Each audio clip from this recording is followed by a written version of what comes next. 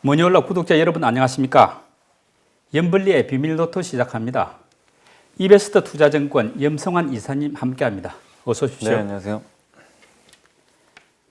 오늘도 보니까 옷차림이 이제 네. 회색 매트하고 약간 하늘색 남방 네네. 잘 어울립니다. 감사합니다. 뭐 옷차림 코디는 보통 직접 하세요? 아니면 사모님이나 누가 좀 도와주십니까? 옷은 같이 가서 사요. 아. 네, 뭐 입는 건 이제 제가 입긴 하는데 예. 네, 옷을 살 때는 같이 가서 구매를 합니다. 남자들이면 보통 그렇죠. 네네. 우리 염 이사님 보면은 뭐 인상 좋으시고 당연히 방송 잘하시고 뭐 거기다가 옷차림까지 좋으니까 팬들이 아닙니다. 좋아하는 것 같습니다. 감사합니다. 여기다 시장까지 좋으면 금상첨화인데요. 네, 맞습니다. 그 이번 주 증시 보면은 뭐 썩 나쁘지는 않았지 않습니까? 네. 중간에 뭐 좀 오르기도 하고 했는데 목금 약간 조정받기도 했습니다만은 어떤가요? 전체적으로 총평해 보면은. 그러니까 어느 누구도 삼성전자가 이번 주에 이렇게 갑자기 튈 거라고는 예. 그죠? 그러니까 언젠가 갈 거라고는 알고 있었는데 시기는 몰랐는데 이번 주에 어쨌든 이제 흔히 하는 말로 뭐 왕이 귀환한 거죠. 네. 오랜만에 왕이 돌아 귀환, 예. 왕이 귀환으로 이제 이번 주 좀 증시 흐름은 좀 좋았고, 근데 또 반대편에서는 이게 요즘 장의 특징이 뭐 간다고 다 가는 건 아니고 네. 또 그 전에 약간 왕 역할을 잠깐 했던 회사가 포스코였어요. 네. 근데 포스코가 또 중국의 철강 감산이 생각보다는 강하지 않을 거다 이런 뉴스 나와서 막 급락을 했거든요. 그래서 업종별로는 좀 변동성이 좀 컸던 것 같고, 근데 시장이 올라온 건 역시 그거 같아요. 삼성전자도 물론 좋지만 제가 봤을 때는 역시 그 부분도 좀 무시할 수가 없는 게 그 7월달 수출액이 역대 최고치를 예. 1956년 이후로 최대치를 지금 갱신을 하면서 좀 월요일부터 좀 모멘텀을 좀 받았던 것 같아요. 그리고 이제 화요일부터 삼성전자가 좀 굉장히 강한 상승세를 좀 이어갔고, 뭐 반도체 피크아웃 우려가 좀 있었는데 이번에 피크아웃 우려도 조금씩은 이제 완화되는 것 같고, 특히 이번 삼성전자 2분기 매출이 인텔을 제쳤다고 하더라고요. 네. 뉴스 나왔죠. 예, 맞습니다.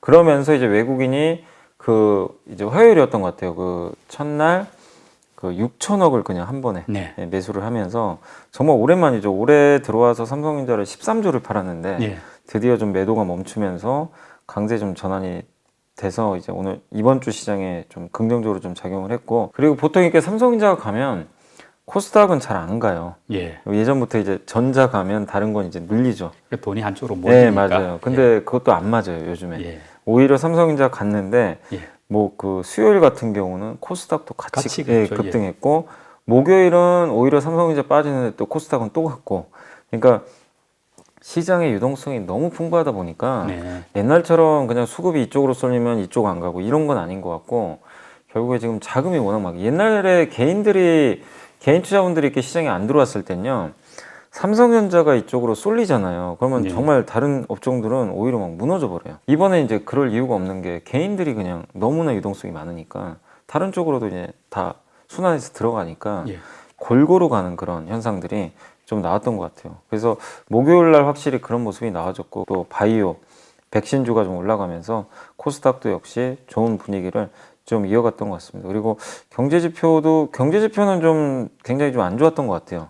이번 주 들어와서는 민간 고용 지표도 좀 부진했고, 특히 이제 그 원인 중에 하나가 그 델타 변이 바이러스가 네. 이제 이게 백신을 뚫고 간다 그러더라고요. 예, 뭐 돌파 감염 예, 맞아요. 말이 예. 나오대요. 그게 좀 확산이 되면서 경제 지표가 좀 안 좋았던 점이 일단 이번 주 증시에는 그래도 약간 오르긴 했지만 부담 요인으로는 작용을 한 것 같습니다. 근데 이제 삼성전자, SK 하이닉스 같은 이제 반도체주가 주중에 많이 올랐지 않습니까? 뭐 네. 후반에 조금 조정받았습니다만은. 근데 어떻게 보면 약간 갑작스럽기도 한데 이렇게 올라간 이유가 뭔가요? 외국인도 막 들어오고 했는데. 일단 여러 가지 이유가 있는데, 첫 번째가 그 장기 소외 같아요. 그러니까 주가가 안 올랐다는 거. 네. 사실 바이오도 마찬가지거든요. 바이오도 이번 8월 달 들어와서 주가가 이제 급반등세를 보이고 있는데, 뭐 마찬가지 개념인 것 같아요. 삼성전자 하이닉스도 주가가 못 올랐다라는 그런 이제 특징이 있었던 것 같고, 그 다음에 흔히 이제 이거를 뭐 주식시장에서 오래 계신 분들은 빈집털이라고 많이 해요. 예, 수급이 비어 있죠. 네. 근데 여기서 더 이상 이제 매도할 물량이 좀 안 나온 상태에서 그 팔았던 주체가 조금만 사줘도 예. 이게 수급이 되게 가벼워졌기 때문에 금방 오를 수가 있는 거거든요. 그래서 그 외국인들의 매수가 이번 주에 이제 붙으면서 좋았고, 또 그 배경으로는 중국에서 좀 빠져나온 자금이 삼성전자 산 거 아니냐. 네. 왜냐면 중국이 규제를 하니까 예. 외국인들이 일단 돈을 다 뺐다가 이거 보니까 이거 우리 한국은 사실 별 문제가 없잖아요. 사실 네. 중국하고 이슈가 별개니까. 그래서 좀 대안으로 삼성전자 쪽으로 들어간 거 아니냐. 이런 설도 하나 있는 것 같습니다. 그리고 펀더멘탈로 봤을 때는 반도체 비관론이 많이 좀 이제 반영이 된 것 같아요. 너무 네. 안 좋았잖아요. 그게 이제 하나가 좀 있었고, 또 한 가지가 이제 뭐 최근에 어제도 뭐 뉴스가 나왔지만 그 삼성전자가 비메모리 반도체가 그 수율이라 그러잖아요. 이제 불량품하고 아니면 이제 양호한 제품. 네. 이 비율인데 그게 이제 5나노 공정에서는 수율이 한 20에서 30%밖에 안 됐는데 최근 들어와서 그게 60%까지 회복이 됐다. 아. 그럼 이제 10개 중에 6개는 제대로 나오는 거고 네. 수율은 그리고 계속 생산을 하면요 시간이 갈수록 더 올라갑니다. 그렇죠. 그럼 나중에는 80%, 90% 네. 가면 삼성전자 이제 이 파운드리 특히 5나노, 3나노는 되게 까다롭다 그래요. 이게 네. TSMC도요 100% 수율이 안 나오는 공정이라고 합니다. 근데 삼성전자 60% 올렸다는 건 굉장히 고무적인 거거든요. 그러면 고객사를 이제 늘릴 수 있는 요인이 더 저는 생겼다고 좀 보기 때문에 그게 하나의 또 모멘텀이 좀 됐던 것 같아요. 그리고 하나가 더 있던 게 이번 주에 또 나왔던 뭐 뉴스기도 하지만 뭐 그 반도체 칩에 대해서 뭐 또 물어보시겠지만 이제 구글 예. 그 영향도 일부 있었던 거니까 그러니까 이 모든 것들이 다 종합적으로 갑자기 그러니까 지난주만 해도 온갖 암울한 얘기밖에 없었는데 예. 이번 주 들어와서는 그냥 다 좋은 얘기들이 이렇게 갑자기 쏟아져 나오면서 그러니까 뭐 한 가지 요인은 아닌 것 같아요. 네. 이런 게 복합적으로 작용해서 주가가 일단은 오랜만에 8만 전자를 좀 회복을 한 것 같습니다. 그 방금 좀 이야기했습니다만 네. 그 구글이 이제 반도체 독립을 선언했는데 네. 그 삼성전자 휴대폰 말하자면 파트너사 아닙니까? 예. 이거는 약간 부담이 될 것 같은데 오히려 호재입니까? 근데 구글도 자기네 픽셀폰을 만들죠. 네. 근데 판매량이 그냥 삼성전자하고는 비교가 안 돼요. 예. 너무 작아요. 너무 네. 작기 때문에 이거를 이제 픽셀폰에 들어가는 그 AP라고 그러죠. 스마트폰의 두뇌입니다. 네. 이제 PC로 따지면 CPU인데 이 AP를 원래 퀄컴 거 썼거든요. 스냅드래곤. 예. 근데 이걸 쓰다가 이제는 그 자기네가 직접 개발을 하겠다. 네. 이렇게 발표했는데 근데 구글이 정말 판매량이 엄청 많으면 삼성전자에 물론 악재가 될 수도 있어요. 당연히 뭐 부담이 될 수도 있지만 그게 아니라 오히려 호재인 게 구글의 픽셀폰은 판매량이 되게 작아요. 네. 그렇기 때문에 삼성전자 입장에서도 구글을 경쟁사로 인식은 잘 안 해요. 근데 구글 입장에서도 마찬가지고 그래도 어쨌든 이제 자기네 폰은 있어야 되니까 계속 개발을 했던 거고 근데 이제 궁극적인 목적은 이렇게들 생각을 하는 것 같아요. 이제 구글이 만드는 제품들이 많이 있잖아요. 뭐 예. 크롬북, 노트북 같은 거 있잖아요. 예, 그런 거라든가 데이터 센터. 근데 이런 것들 다 인텔 아니면 퀄컴이 만들잖아요. 이거를 이제 구글도 자기네가 직접 만드는 거 아닌가? 예. 왜냐면 애플은 지금 자기가 만들어요. 그렇죠. 예, 애플의 M1 칩이라고 이게 노트북에 옛날에는 인텔 거 썼는데 이제 자기네가 직접 만든단 말이에요. 그럼 구글이라고 그걸 못할 이유가 없는 거죠. 이 제조 기술만 있으면 되니까. 그래서 이거를 이제 호재로 받아들이는 이유가 삼성과 그동안 이걸 같이 해오고 있었어요. 프로젝트를. 아. 이 프로젝트를 진행을 했기 때문에 일각에서는 이게 삼성 파운드리에서 결국엔 생산이 되지 않을까. 아. 예, 5나노 공정 기반으로 생산이 될 거래요. 네. 네. 근데 아까 말씀드렸죠. 삼성이 지금 5나노 공정 수율이 잡히기 시작했다고. 예. 그러면 구글 걸 받을 가능성이 굉장히 높아지는 거죠. 아. 굳이 TSMC를 선택할 이유도 없는 것 같고 구글이 지금 픽셀폰이 1년에 판매되는 게 한 400만 대 정도 되거든요. 그러니까 아직은 적네요. 너무 적죠. 예. 네, 너무 적은데 구글은 안드로이드를 어쨌든 갖고 있잖아요. 네. 그거를 대중화시킨 주역이 삼성이란 말이에요. 그렇죠. 고마운 존재예요. 사실 네. 이제 구글 입장에서 봤을 때는 애플과 대적을 할 수. 동맹이죠. 예. 그래서 굳이 삼성을 경쟁자로 생각 안 하고 하나의 파트너사로 그래서 같이 개발도 할 수 있었고 그리고 이거를 삼성에 파운드를 주면 삼성도 너무 좋은 게 구글이라는 세계 최강의 빅테크 회사를 고객사를 확보하는 데다가 이걸 제대로 만들어서 납품을 하면 구글에서 끝나는 게 아니라 미국의 다른 회사들 때 봤을 때 삼성을 보는 이제 시각이 달라져 버리는 거죠. 아. 삼성에 맡겨도 되겠다. 네. 굳이 그 미국도 약간 불편한 게 너무 TSMC 의존도가 높아요. 예. 너무 이제 지나칠 정도로 그잖아요. 근데 삼성이 결국엔 그동안 이제 약간 그 수율이 못 따라온 것도 하나의 원인인데 이걸 계기로 해서 판도를 바꿀 수도 있거든요. 삼성전자의 비메모리 사업 파운드리에 대한 재평가까지 가능한 그런 또 좋은 뉴스를 기대해 볼 수 있는 그런 상황이 펼쳐졌기 때문에 되게 좀 긍정적인 영향을 주지 않을까라고 생각은 하고 있습니다. 그리고 제네시스를 비롯해서 현대기아차의 어떤 미국 판매 실적이 역대급이라고 하더라고요. 네네. 그런데 막상 주가는 기대만큼 좋지 못하거든요. 네.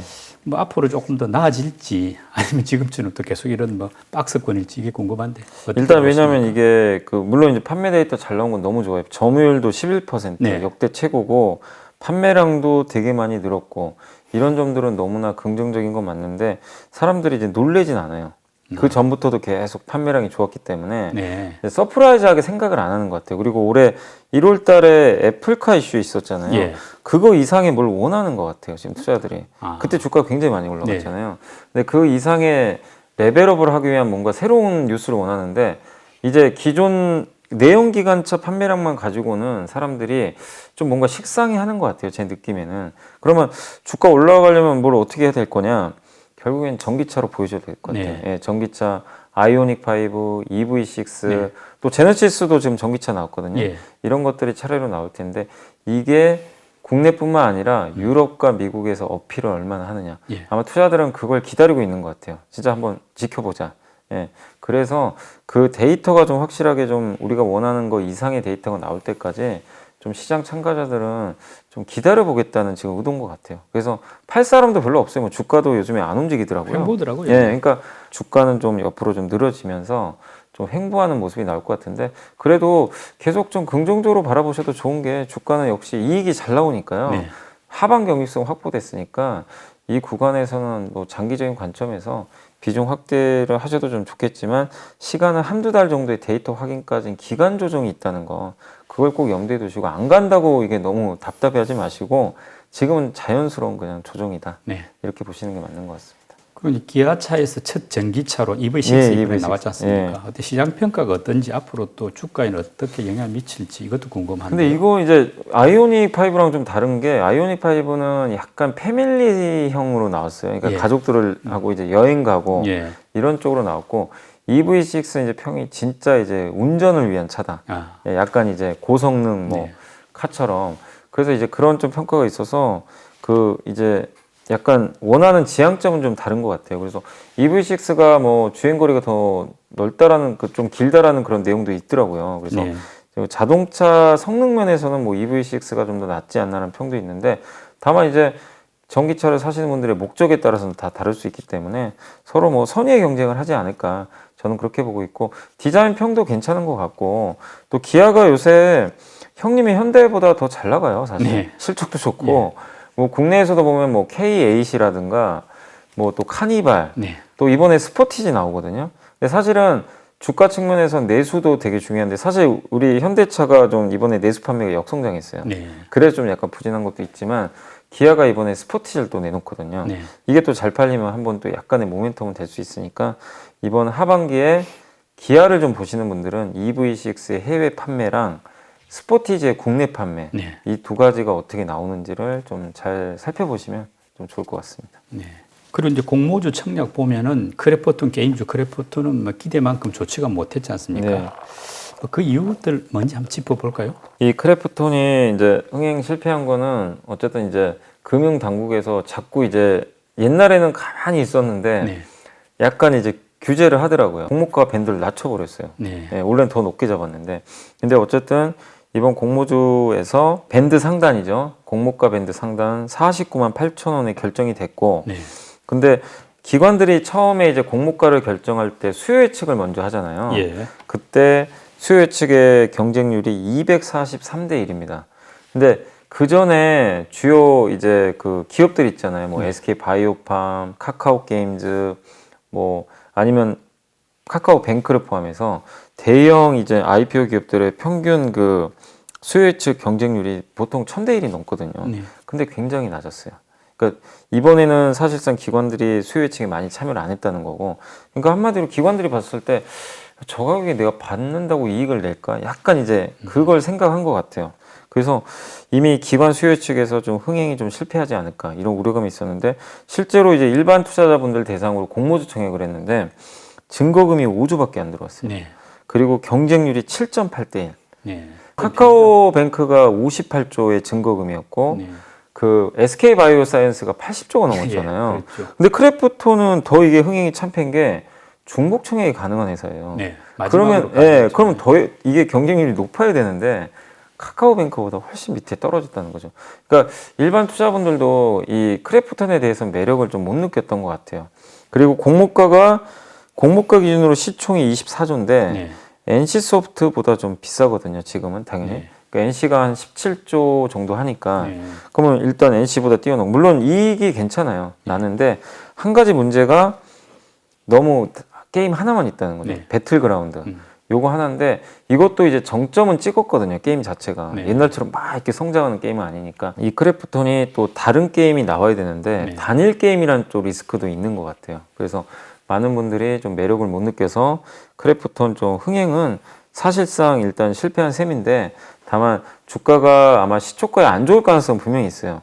그 유통 물량도 되게 많은 편이고 하기 때문에 그래서 그런 면에서는 유통 물량이 가능 물량이 한 40% 가까이 되거든요. 네. 되게 많은 편이에요. 많은 편이죠. 예, 왜냐하면 이게 보통 흥행이 성공한 기업들이 유통 물량이 20%가 안 돼요. 보통 의무 확액 해가지고 좀 한다고 못 맞아요. 하지 예, 않습니까? 근데 그런 비중도 되게 낮아가지고 예. 물량이 좀 쏟아질 가능성이 있는데 그런 거 좀 염두에 두셔가지고 초기에 상장할 땐 조금 시들시들 할 수 있지만 15일 동안 분명히 시가총액이 한 8조 이상만 유지하면 되거든요. 네. 그러면 9월 달에 특례 편입이 들어가요. 그래서 수급 이슈로 한 번에 랠리가 또 언제든지 나올 수 있는 거니까 그 부분은 좀 면밀히 좀 체크하시는 게 좋겠습니다. 네. 그리고 카카오뱅크는 뭐 비교적 성공적이었던 것 같은데 네. 이렇게 보면은 공모주 청약도 이제 뭐 무조건 다 좋은 게 아니고 좀 옥석이 좀 가려진다 이렇게 봐야 되겠죠. 공모주 청약도 옛날에는요 그냥 무조건 다 머릿속에 따상 이 생각만 했어요. 네. 그래서 공부도 안 하시고 그냥 하시는데 이제는 직접 공부를 하세요. 왜냐면 이런 유튜브들이 많다 보니까 직접 찾아보시기도 하고 공부도 하시고 네. 그러다 보니까 이런 크래프톤 뭐 이거 좀 지금 이거 공모가 너무 비싼 거 아니야? 막 이런 것들이 퍼지다 보니까 사람들이 이제 그거를 알고 옛날 같으면은 막 또 했을지도 몰라요, 사실은. 예. 그래서 옥석 가리기가 더 심해질 것 같아요. 네. 앞으로는. 그래서 앞으로도 많은 기업들이 지금 상장을 또 할 텐데 그래서 여러분들한테 이제 당부드리고 싶은 거는 공모주 청약할 때 그냥 무조건 뭐 그 좋은 기업이니까 하자 이거보다도 한번 면밀히 분석을 하시는 게 좋아요. 그러니까 예를 들면 유통 가능 물량이 뭐 예를 들면 최소한 저는 30% 이하여야 된다고 생각하거든요. 네. 그거랑 기관의 수요 예측이 일단 흥행이 성공해야 돼요. 네. 저는 그 기준을 1000대 1로 봐요. 네. 1000대 1이 이상이면 일단 괜찮아요. 네. 예. 그리고 어쨌든 공모가 기준으로 뭐 PER도 적당한지도 한번 체크해 보시고 무엇보다 성장 산업인지를 보세요. 카카오뱅크가 어쨌든 첫날 어쨌든 좋은 결과 보였잖아요. 네. 근데 그 이유가 어쨌든 이게 은행이면 비싼 건 맞는데 네. 뭐 이제 첫날 상장한 거 급등한 거 보니까 아 지금 투자들이 플랫폼으로 인지를 하고 있구나. 네. 근데 플랫폼은 누구나 아시겠지만 밸류에이션 되게 높게 줘요. 성장률이 높죠. 네, 그러니까 그런 섹터로 만약에 속해 있는 기업이 상장한다면 기왕이면 저성장 산업보다는 네. 더 높게 쳐주거든요. 그건 성공할 확률이 되게 높은 거죠. 그래서 앞으로 상장을 하는 기업이 어느 산업에 속해 있는지도 네. 한번 따져 보셔가지고 청약을 하시면 좋을 것 같습니다. 그리고 원달러 환율이 1140원대로 좀 내렸지 않습니까? 네. 뭐 그 덕분인지 하여간 외국인들이 이번 주에 많이 들어왔는데 어떨까 이렇게 외국인 매수세가 앞으로도 좀 더 이어질 수 있을까요?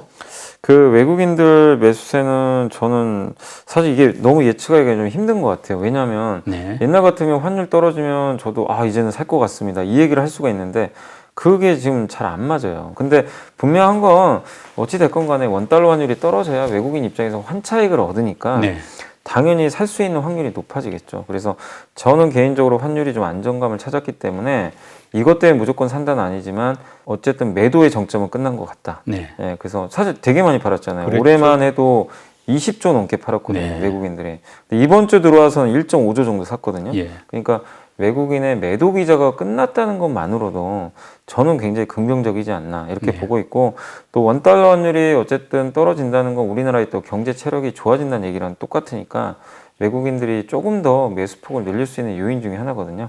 근데 다만 그 삼성전자를 좀 주목해서 계속 보셨으면 좋을 것 같아요. 왜냐하면 외국인 매도의 절반이 그동안 삼성전자였고 이번에 1.5조 샀잖아요. 네. 이 중에 거의 역시 한 70% 정도를 또 삼성전자 샀단 말이에요. 네. 그러니까 거의 그냥 삼성전자를 매매를 하는 거예요. 외국인들은. 그렇네요. 다른 게 아니라. 예. 그래서 결국엔 삼성전자를 어떻게 외국인들이 보고 있나. 네. 여기에 우리나라 증시 수급에 답이 있는 것 같아요. 근데 그 흐름이 그동안은 절대적으로 부정적으로 봤는데 바뀌어 가는 거는 같아요. 예. 아까 설명드린 대로. 그래서 삼성전자에 대한 시각 변화가 좀 있어서 좀 외국인 매수세 회복 기대해봐도 되지 않을까. 저는 개인적으로 그렇게 보고 있습니다. 이번 주 외국인들이 많이 매수한 종목 당연히 삼성전자가 네, 1등일 맞습니다. 것 같은데 한번 짚어보시죠. 이거 이런 얘기를 거의 올해 들어서 처음 하는 것 같아요. 왜냐하면 외국인들이 제일 많이 판 거는 항상 삼성전자였는데 예. 이번 주는 정말 특이합니다. 그래서 가장 많이 산 거는 삼성전자고요. 금액도 엄청납니다. 9,758억. 순매수를 해줬고, 예. 두 번째가 삼성 SDI, 예. 삼성그룹을 많이 샀더라고요. 예. 1,980억. 예. 그 다음에 세 번째 역시 이것도 삼성전자죠. 삼성전자 우선주를 1,486억. 예. 두 개 합치면 1조가 넘는 거죠. 네. 예. 그리고 LG화학을 1,038억 샀고요. LG화학은 여전히 사더라고요. 외국인들이. 그리고 역시 삼성그룹죠. 삼성전기를 742억 네. 순매수를 했고, 그 다음에 카카오를 487억 정도 순매수를 했고요. 그다음 이번 주에 되게 핫했던 기업이죠. SK바이오사이언스. 네. 이 기업을 478억 정도 순매수했고, 정말 오랜만에 산 것 같더라고요. 셀트리온 예. 446억 샀고, 그다음 자동차에서는 그래도 기아를 좀 선호하는 것 같아요. 네. 439억 정도 들어왔고, 마지막으로 셀트리온 또 형제죠. 셀트리온 헬스케어를 헬스케어, 예. 417억. 그래서 셀트리온, 그러니까 이번에 딱 그 외국인들이 그 이번 주에 산 거 딱 보면요, 딱 두 개로 압축할 수 있어요. IT, 바이오. 네. 이 두 개를 집중적으로 순매수를 한 것 같아요. 그래서 약간 시각 변화가 좀 생기면서 좀 공격적으로 매수를 한 것 같습니다. 그리고 기관들은 이번 주에 어떤 종목들 많이 담았습니까? 네, 기관 투자들은 일단 이번 주에는 역시 똑같아요. 삼성전자를 제일 예. 많이 샀고요.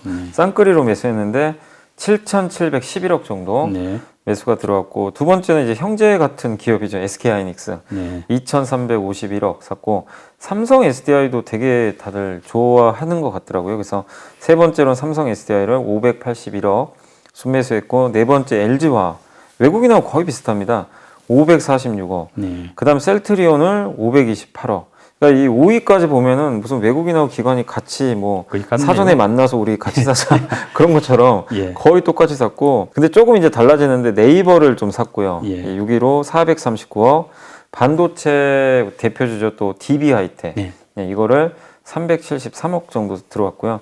그다음 카카오를 361억 네. 순매수했고, 그다음에 해운주들이 좀 부진했지만 HMM을 좀 샀습니다. 그래서 361억 샀고, 역시 SK 바이오사이언스를 348억 정도 좀 사면서 일부 이제 해운주를 좀 산 거를 제외하고는 사실 외국인하고 거의 좀 흡사한 업종을 좀 같이 매수했다라고 보시면 좋겠습니다. 예. 그리고 개인들은 이번 주에 많이 팔았던 것 같은데요. 그 와중에 또 담은 종목들 한번 살펴보시죠. 개인들은 역시 이번 주에는 삼성전자를 어마어마하게 팔았고요. 삼성전자를 팔 대신에 뭘 샀느냐? 포스코를 1144. 네. 포스코가 이번 주에 좀 안 좋았어요. 예. 아까 설명드린 대로 중국 이슈 때문에. 그리고 SK 이노베이션도 분할 이슈 때문에 좀 많이 빠졌잖아요. 네. 그래서 오히려 저가 매수하신 것 같아요. 850억. 예. 현대차도 좀 부진하지만 578억을 샀고, 예. 카카오 게임즈는 최근에 좀 주가 오르다 좀 빠졌거든요. 그래서 좀 저가 매수 하신 것 같습니다. 526억을 샀고, GS 리테일이 이번에 좀 실적이 좀 안 좋게 나와서 주가 좀 빠졌는데, 편의점에 대한 이제 향후 기대감 때문인지 이번 주에 305억 정도 매수가 네. 들어갔고, 그리고 이제 이수만 회장이 지분 판단 얘기가 있잖아요. 예. SM. SM. 예. SM을 278억 정도 순매수를 했습니다. 그리고 LG 이노텍도 주가 흐름이 장기간 되게 좋았는데 이 기업도 276억 정도 순매수를 저점에서 했고, 철강주를 되게 좀 좋아하시는 것 같아요. 현대제철도 네. 270억 정도 순매수했고, 그 다음에 화장품 회사 중에서 그 LG생활건강이 예. 많이 빠졌잖아요. 실적 예. 때문에. 근데 이 기업이 이제 저점이라고 생각하시고 아마 266억 일단 매수를 한 것 같고요.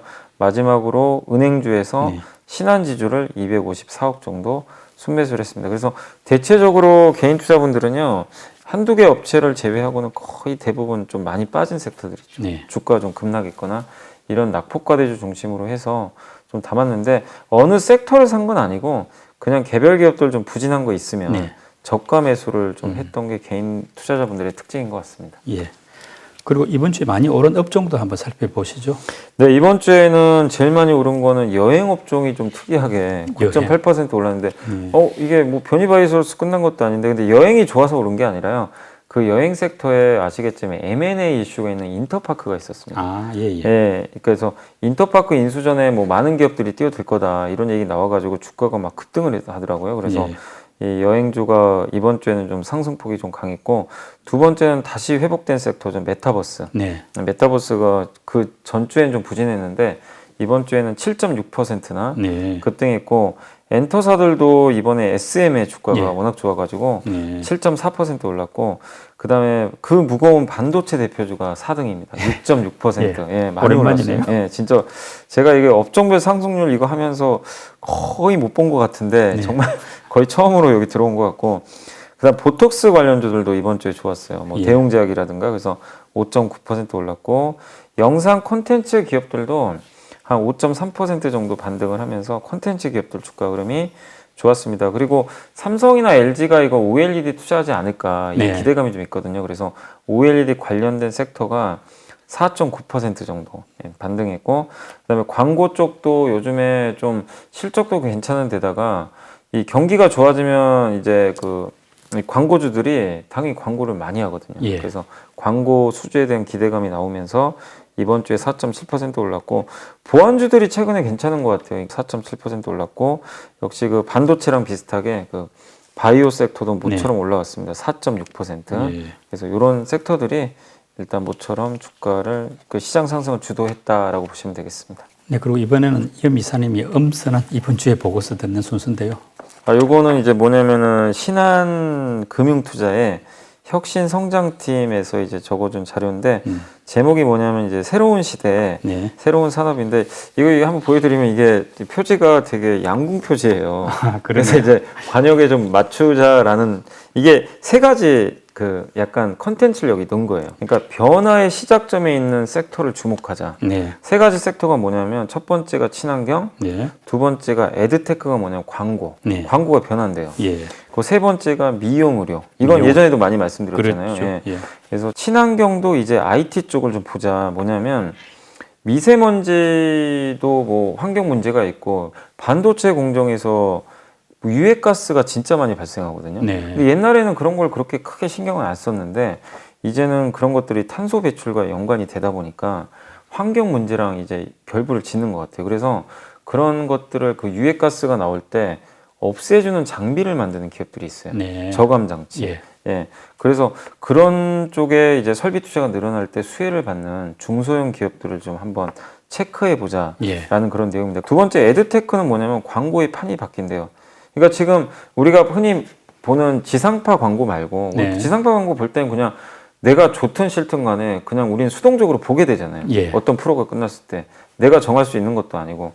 근데 이런 이제 광고의 판이 바뀐대요. 왜냐하면 온라인 광고 아니면 유튜브 같은 광고가 바뀌면서, 특히 이제 요즘에 나오는 게 어드레서블 TV라고 해가지고, 여러분들이 집에서 IPTV 같은 거 많이들 보시잖아요.